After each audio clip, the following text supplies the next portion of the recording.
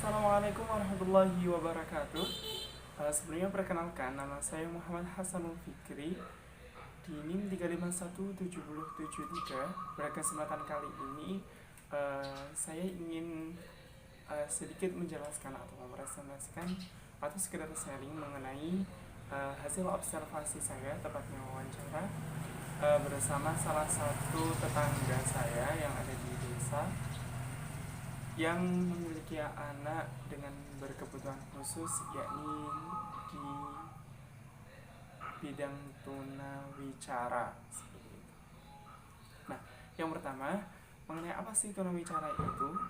Tunawicara merupakan kondisi sebuah individu yang mengalami kesulitan ataupun hambatan untuk berbicara. Nah, biasanya anak dengan tunawicara atau ABK tunawicara ini memiliki kesulitan berbicara didampingi dengan kesulitan pendengaran juga atau dengan tunarungu. Namun ada beberapa juga yang murni cuma tidak bisa berbicara ataupun sulit berbicara tanpa mengalami kendala pendengaran. Nah, tunawicara sendiri bisa disebabkan oleh beberapa hal ya. Ini lebih sering kepada bersangkutan dengan medis ataupun organ, di mana tunawicara bisa timbul akibat yang pertama adanya kerusakan organ terkait misalkan kerongkongan mulut dan sebagainya. Kemudian yang kedua adalah otot, kemudian juga bisa dari sistem saraf, juga bisa keterlambatan perkembangan bahasa, atau juga karena tidak bisa kontrol gerak sehingga menyebabkan ketidakseimbangan dalam tubuh sehingga menyebabkan salah satu kerusakan organ, yakni mungkin bisa berimbas pada tunawicara.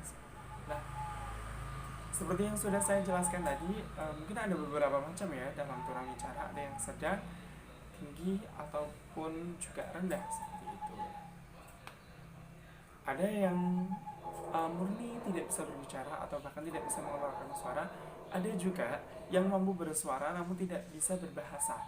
Jadi bisa bersuara keras sekali, dan umumnya kalau misalkan ABK tunawicara yang bisa mengeluarkan suara, dia akan mengeluarkan suara dengan keras sekali karena untuk menyalurkan emosi atau keinginannya, tapi dia tidak bisa melakukan pelafalan sedikit pun. Kemudian ada juga yang murni tidak bisa mengeluarkan suara maupun bicara seperti itu. Nah, dilihat dari tingkatannya, ada yang pertama itu dari jenis ringan ya. Dari jenis ringan ini desibelnya dari tingkatan 20 sampai 30, di mana mereka dapat berkomunikasi dengan baik tapi dengan hanya kata-kata tertentu saja. Jadi mungkin hanya mau dengan kata ibu ataupun dengan ma, apa, cuma gitu doang, atau dengan ya kata yang sangat terbatas sekali. Kemudian ada yang sedang ini pembicaraannya tidak mampu, suaranya mampu terdengar tapi tidak maksimal, jadi suara-suaranya itu nggak jelas. Atau yang berat ataupun parah,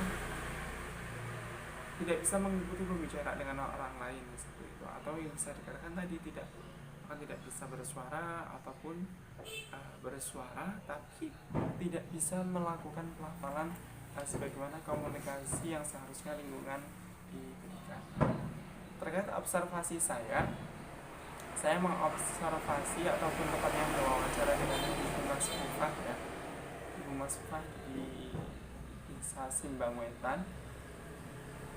Beliau memiliki anak yang bernama Zahratun BA, usianya sudah 13 tahun. Pendidikannya di SD LB Pribuaran kelas 6. Dia ini yang dia alami ini tidak memiliki kerusakan pendengaran tapi tidak bisa berbicara. Dia hanya mampu bersuara dan bahkan bisa berteriak tapi tidak bisa melakukan pelafalan sedikit pun. Nah, karena kondisinya demikian, maka komunikasinya masih bisa berlangsung karena dia masih bisa menangkap bahasa-bahasa dari bahasa-bahasa dari orang lain, tapi dia tidak bisa mengungkapkan bahasa dirinya. Akhirnya dia mengungkapkan bahasa dalam dirinya menggunakan bahasa gerak, ataupun dengan cara menunjuk, ataupun dengan uh, menggunakan ekspresi-ekspresi yang biasanya keluarganya pahami, seperti itu. Menurut wawancara saya dengan Ibu Mas Mufah, bahwa Zahratun Nafiah ini, adik Zahratun Nafiah, awalnya dulu pada usia 3 tahun berjalan dengan normal. Jadi 3 tahun ini sudah bisa berbicara, cara jalan dan tumbuh kembangnya itu seperti anak normal biasa. Namun pada saat kira-kira usia 3 tahun, adik Zahratun Nafiah ini mengalami sakit panas yang sangat luar biasa. Nah, dari sakit panas itu selama berturut-turut 2 minggu, kemudian diperiksakan kepada ahli, ternyata berimbas dia mengalami kebutuhan khusus ya. Jadi awalnya dia pendengarannya terganggu, juga berbicaranya terganggu. Namun pendengarannya selama di terapi 6 bulan bisa kembali ke normal, namun bicaranya tidak, hanya sebatas bisa mengeluarkan suara. Akhirnya sampai sekarang dia masih belajar di STLB Pri untuk belajar komunikasi dan menangkap pengetahuan secukupnya. Nah, di rumah sendiri dia sudah mampu seperti anak lainnya, jadi tetap bersama adiknya, karena dia punya adik satu laki-laki. Dia mampu bermain, tapi dengan keterbatasan tadi berbicaranya. Dan karena mungkin dia sudah kelas 6, jadi sudah bisa paham. Mungkin ketika diajak main layang-layang, dia tahu main layang-layang seperti itu. Bahkan untuk jajan sendiri dia sudah mampu sendiri, tapi ya di area sekitar rumahnya saja, seperti itu. Jadi sudah seperti anak biasa, namun diberi kan keistimewaan oleh Tuhan untuk tidak bisa berbicara secara verbal dengan baik. Nah, kemudian ketika saya wawancara sama adik Zahra ini, ternyata ketika dengan orang asing cukup pemalu ya, karena pada saat saya tanya namanya, karena dia memang tidak bisa, dia cuma melambaikan tangan, artinya dia tidak mau ditanya-tanya.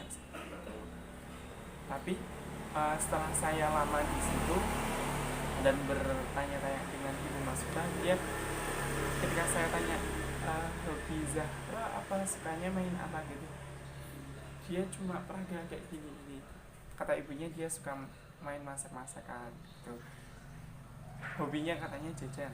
Nah, mungkin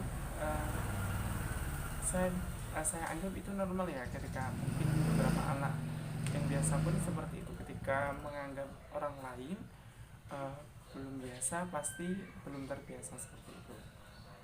Nah, yang terakhir catatan dari saya, sebaiknya nih di beberapa wawancara saya, ibunya berkeniatan untuk bersekolahnya hanya berhenti nanti ketika sampai kelas 6 saja, artinya tidak melanjutkan. Harapan saya mungkin kepada ibunya untuk senantiasa memberikan pendidikan baik di rumah maupun di sekolah, kalau bisa tetap berlanjut sampai SMP atau SMA, agar walaupun dia ABK tetap memiliki bakat ataupun minat-minat yang bisa disalurkan, bahkan bisa menjadi tunjangan hidup bagi dirinya. Mungkin itu dulu yang bisa saya sampaikan. Mohon maaf atas segala kekurangan, atas segala kekurangan. Assalamualaikum.